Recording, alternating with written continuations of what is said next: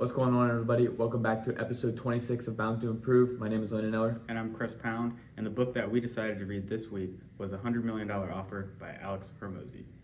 Yeah, so getting right into it, who is Alex Hormozi? He is an entrepreneur, investor, and author known for his expertise in business growth and sales.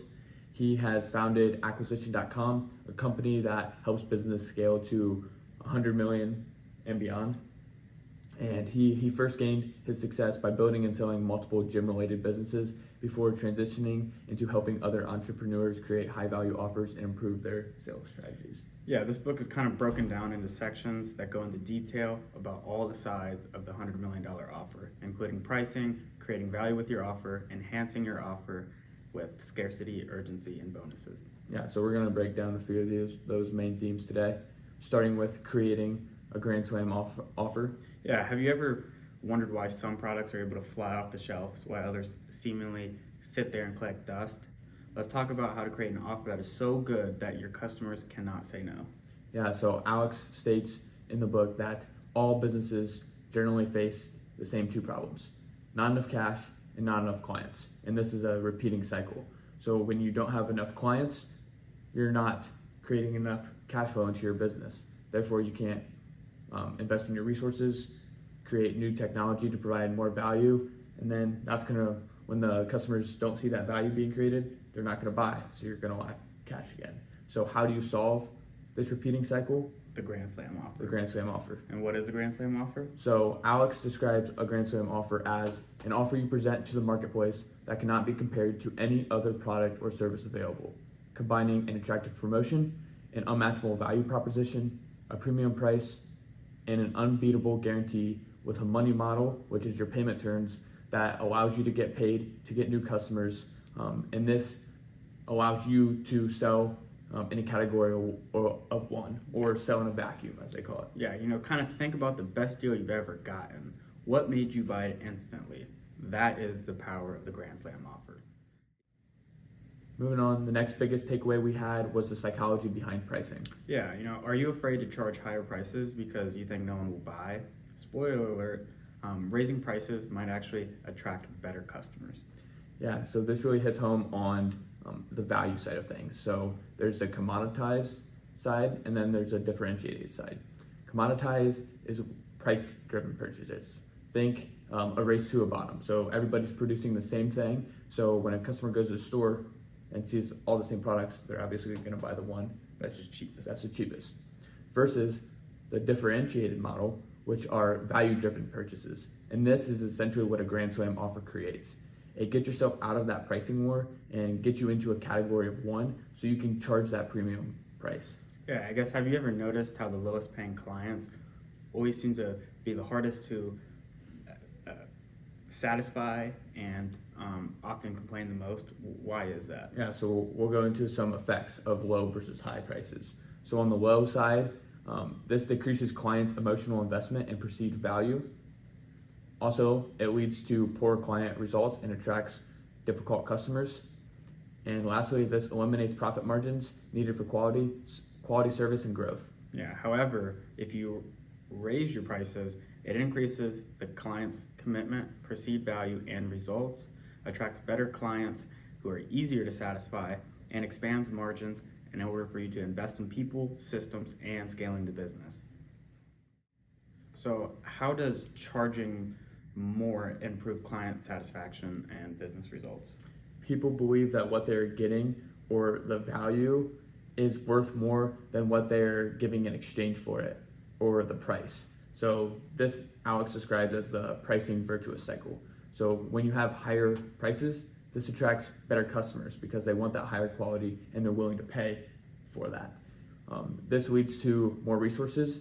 As you get customers to pay you more, you can invest in those resources like we mentioned before. This leads to more value because you investing in resources, investing in efficiencies, ultimately conveys more value to your customers, and this will increase their demand for your product or service. Yeah, so essentially what we're trying to say is that you should be charging a premium. This allows you to do things that no one else can do to make your clients successful. You must be able to provide value greater than any of your competitors. Awesome. Yeah, moving on to our third biggest takeaway here is how to create your offer with value. Yeah, what if I told you that one simple formula could make your product impossible to resist? And what is that formula? Yeah, here's Alex's value equation. So it is the dream outcome times the perceived likelihood of achievement divided by time delay times effort and sacrifice. And the numerator, or the variables on the top of the equation, you want to increase, and the variables on the bottom of the equation you want to decrease. Yeah, now, but with that being said, the Grand Slam offer only becomes valuable once the prospect perceives the increase/decrease in any value of the equation. Perception is reality. Yeah. So going into the 4 variables here, first is the dream outcome, which you want to increase. And this is depicting the dream back to them so they feel understood, and explain how the vehicle or your product or service will get them there. They need to be able to see it how the perception is reality to increase it. Exactly. The next variable of the equation is the perceived likelihood of achievement. In other words, how likely do I believe it is that I will achieve the result I'm looking for if I make this purchase?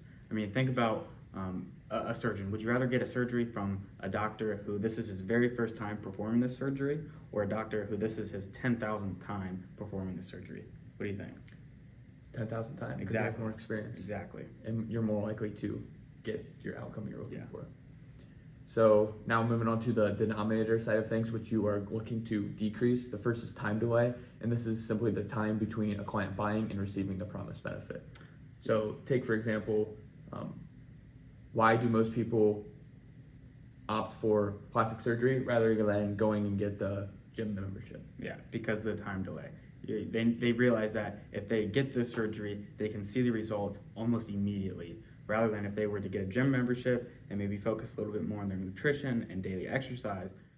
This plays into the very next variable of the equation, which is effort and sacrifice. These are tangible and intangible other costs accrued along the way. What do I have to give up, or what do I have to do in order to achieve what I'm looking for? Yeah, awesome.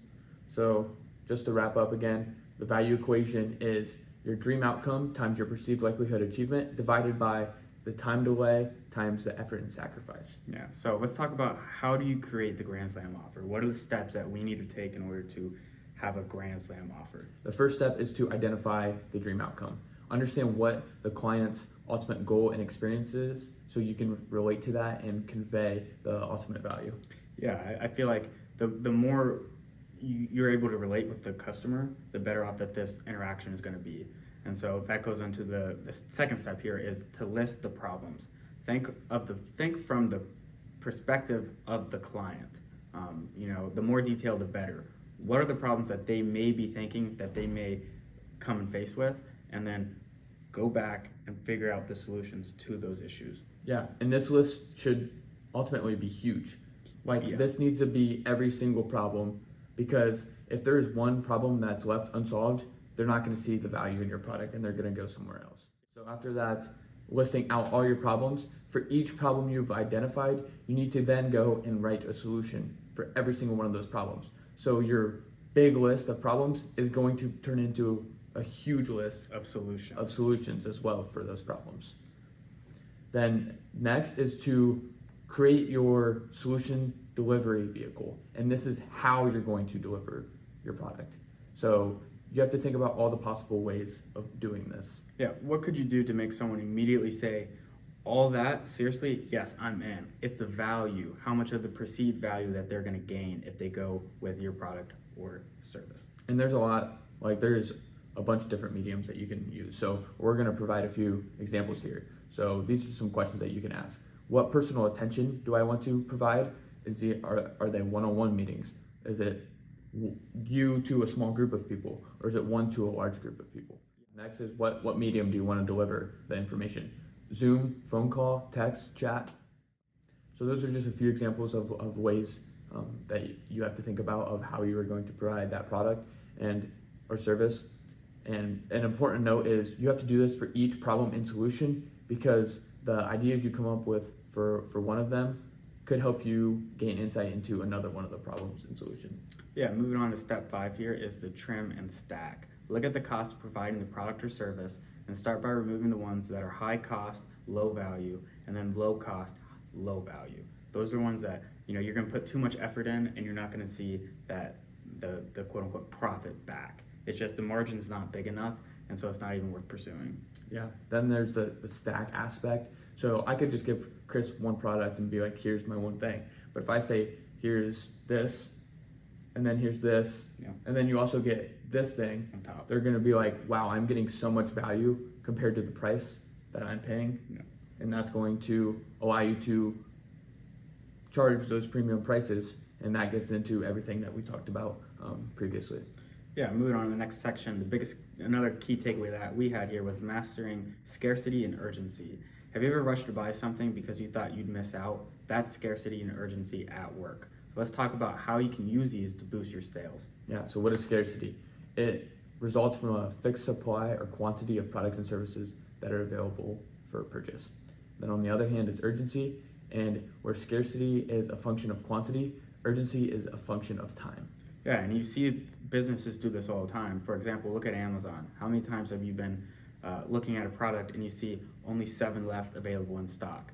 Doesn't that kind of make you want to buy it immediately because you're afraid that if you miss this opportunity that you're going to have to wait? And people hate waiting, and that's the time delay thing where you have to kind of make the time delay as small as possible. If they see something they want it now rather than waiting for it. Yeah, and so now we're going to provide some practical ways that you guys can implement these tactics that were provided by Alex. So first is scarcity. For products, you can put only a limited supply based on what you anticipate to sell, or never make this product again. So if people see that condensed supply and you convey that message that there's only a certain amount, people are going to be more inclined to purchase, like how Chris was talking about the Amazon example. Yeah, for services, only accept X amount of clients, only accept X amount of clients per time period, only accept clients per class/cohort. Basically, if you're able to have a quote unquote group of people, and if they miss this next rollout of this service that you're providing, then they have to wait. And again, that's the thing. People hate to wait on a service or a product that they want now. And so you can kind of use that to your advantage, where if you sign up by such and such date, we can get you in the next group. Otherwise, you're going to have to wait.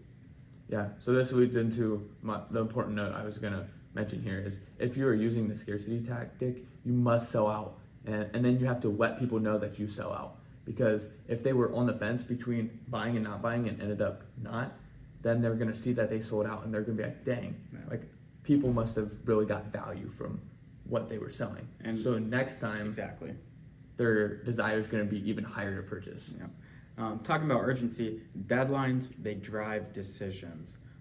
So kind of like the rolling cohort, like saying that if you sign up now, you can get in the next available class rather than having to pay and wait weeks. Again, it's the time delay. That's a huge factor that you really need to be paying attention to if you want to have more perceived value than what you may have. People want results fast. Exactly.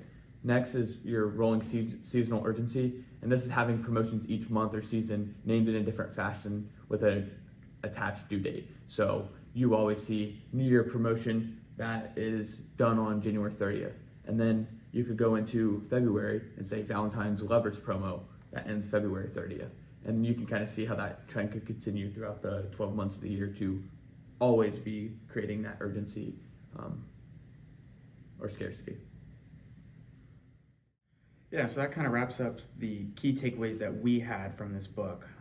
But with that being said, the $100 million offers, within the book, there are so many more details that Alex does a great job diving into, and it's a very beneficial read, one of the best books that we've read so far, I think. Yeah, so definitely go and check out $100 million offers by Alex. Moving on into the implementation segment from last week's book, Rework by Jason Fried and David Hansen. My implementation was to continue to try and grow the audience on the social medias. And so far, that's been fairly successful. Just slowly learning what makes a good video and what makes a really crappy video.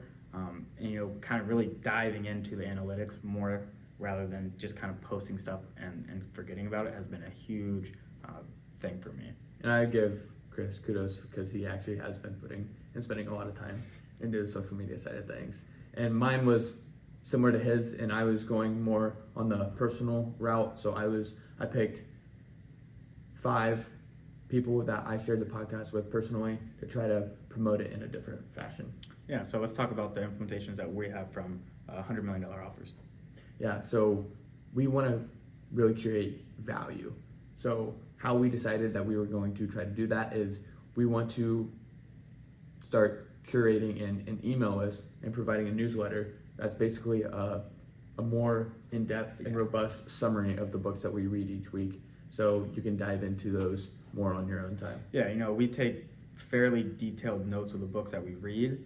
However, we don't put all those notes into the podcast. For one, that would be boring and probably not any fun for us in the first place. So with this newsletter that we're thinking about implementing, this will be a fully in-depth summary of the books that we read that week. Yeah, awesome. So moving into our favorite quote segment, my favorite quote from the book was simple one, Think Different, by Steve Jobs.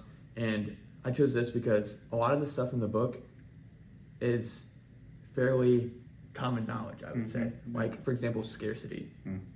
When there's a limited supply, obviously people are going to want that thing more. So it's think different in the ways you can apply that to business. And I think Alex does a great job of thinking differently and conveying those terms in an amazing way. Obviously, he's doing something right. Yeah. I mean, look at the guy. But my favorite quote that I had was, it is far better to have understood why you failed than to be ignorant of why you succeeded. And I think a lot of times, and I've said this in the past, where people get addicted to the success that they see. But the better alternative to that is figure out why you succeeded in the first place. So then you can manipulate that same process that you just did in order to succeed, and you can use it on other avenues of business. And that's exactly what Rework talked about last week, is learn from your successes rather than from your failures, because success gives you that next step so you know what you're doing, whereas your failures just showed you what not to do again. Yeah, it's an ammunition that keeps you going. But alrighty, I think that sums up our key takeaways from the $100 Million by Alex Hormozi. Yeah, next week we will be reading The Hard Thing About Hard Things by Ben Horowitz. We both were pretty unfamiliar with the author, but we're a little bit into it, and we're pretty fascinated with what we have read so far. Very interesting story. Check us out on Spotify, Apple Podcasts, YouTube, Instagram, and TikTok at Bound to Improve or Bound to Improve Podcast. Yeah, thank you all for tuning in, and we'll see you next week.